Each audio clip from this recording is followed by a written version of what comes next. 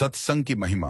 एक बार देवर्षि नारद भगवान विष्णु के पास गए और प्रणाम करते हुए बोले, भगवान, मुझे सत्संग की महिमा सुनाइए।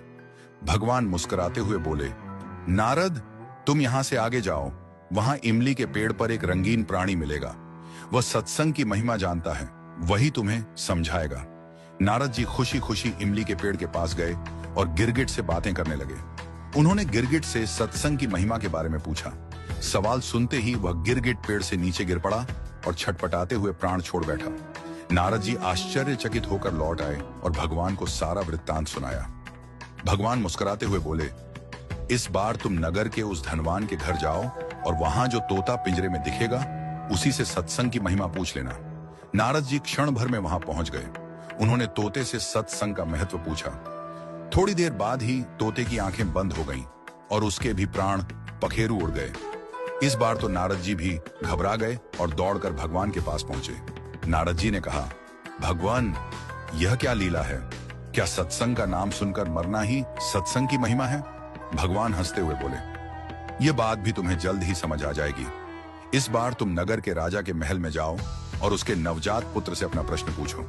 नारद जी थर थर कांपने लगे और बोले, अभी तक तो पक्षी ही अपने प्राण छोड़ रहे थे। इस बार यदि वह नवजात राजपुत्र मर गया तो राजा मुझे जीवित नहीं छोड़ेगा। भगवान ने नारद जी को अभयदान दिया।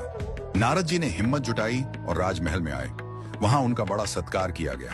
अब तक राजा को कोई संतान नहीं थी, अतः पुत्र के जन्म पर बड़े आनंदोल्लास से उत्सव मनाया जा रहा था। नारद जी ने डरते डरते राजा से पुत्र के बारे में पूछा।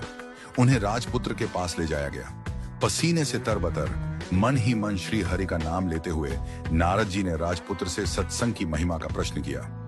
नवजात शिशु हंस पड़ा और बोला, महाराज, चंदन को अपनी सुगंध और अमृत को अपने माधुर्य का पता नहीं होता।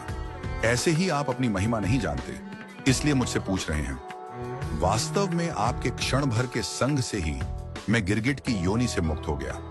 आपके दर्शन मात्र से तोते की क्षुद्र योनि से मुक्त होकर इस मनुष्य जन्म को पा सका। आपके साथ थोड़े से समय के सत्संग से मेरी कितनी ही योनियां कट गईं और मैं सीधे मानव तन में ही नहीं पहुंचा, अपितु राजपुत्र भी बना।